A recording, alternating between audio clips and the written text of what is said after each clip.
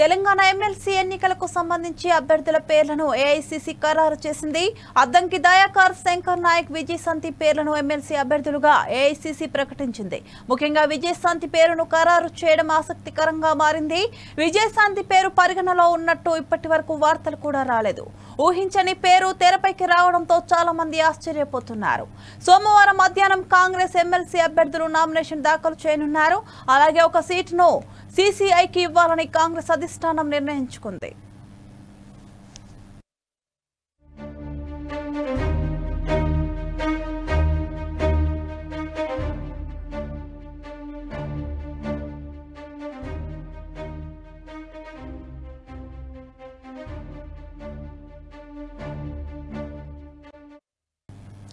దీనిపై మరింత సమాచారం మా ప్రతినిధి సుధాకర్ అందిస్తారు. సుధాకర్, చెప్పండి.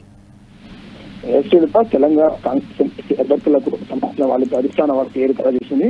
4 స్థానాల్లో ఒక స్థానానికి సంబంధించి సిపిఐకి టికెట్ ఇవ్వాలని ఆశించిన తర్వాత మిగిలిన స్థానాల్లో మాత్రము కాంగ్రెస్ పార్టీకి సంబంధించిన 3 అభ్యర్థుల పేరు ఖరారు చేసింది. అందులో ముఖ్య దృష్టిలో మాత్రం అద్దంకి దయాకర్, శంకర్ నాయక్, విజయశాంతి ఈ 3 పేర్లను మాత్రం ఈ రోజు అధిష్టానం ప్రధాన కార్యదర్శి తీసుకొచ్చి కేసీ వేణుగోపాల్ మాత్రం ప్రకటన విడుదల. ఏదేమైనా ఎమ్మెల్యే కూటమి నుంచి 5 ఎమ్మెల్సీ స్థానాలకు స్థానాల నేపథ్యంలో మాత్రం ఈ రోజు కాంగ్రెస్ పార్టీ మాత్రం 3 పేరు ఖరారు చేసింది. ఈ నెల 1వ తేదీలోపు నామినేషన్ దాఖలు చేయాల్సి ఉంది.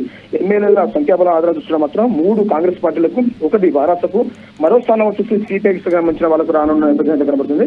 అయితే ఒకటి చూసుకుంటూ తెలంగాణలో ప్రస్తుతానికి ఉన్న ఎమ్మెల్సీలు చూసుకుంటే మాత్రము కాంగ్రెస్ పార్టీ కాబట్టి బీఆర్ఎస్ పార్టీ నుంచి గెలిచి కాంగ్రెస్ పార్టీలో వచ్చిన వాళ్ళు కాంగ్రెస్ పార్టీకి మద్దతు పలుకుతే మాత్రం ఖచ్చితంగా 4 ఎమ్మెల్సీ స్థానాలు కాంగ్రెస్ పార్టీ కైవసం చేసుకుంటుంది.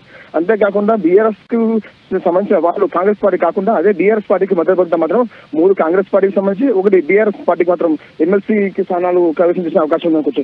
ఏదేమైనా తెలంగాణ రాష్ట్రంలో కాంగ్రెస్ పార్టీ అధికారం వచ్చిన తర్వాత కాంగ్రెస్ పార్టీ అంటే బీఆర్ఎస్ పార్టీ నుంచి గెలుపొందిన ఎమ్మెల్యేలు ఈ కాంగ్రెస్ పార్టీ అధికారం వచ్చిన తర్వాత కాంగ్రెస్ రావడం జరిగింది. వీళ్ళు ఇచ్చిన విషయంతో మాత్రం ఇప్పటికే హైకోర్టులో పిటిషన్ ఇవ్వడం జరిగింది. ఈ పిటిషన్ ద్వారా చూసుకున్న మాత్రం ఈ ఎమ్మెల్యేలు 10 మంది ఎమ్మెల్యేలు ఎవరున్నారో వీరు కాంగ్రెస్ పార్టీకి మద్దతు పలికితే మాత్రము ఖచ్చితంగా తెలంగాణ రాష్ట్రంలో అసెంబ్లీ ఎమ్మెల్సీ స్థానాల్లో మాత్రం 4 కాంగ్రెస్ పార్టీకి కలిసి తీసుకోవచ్చు అనుకోవచ్చు.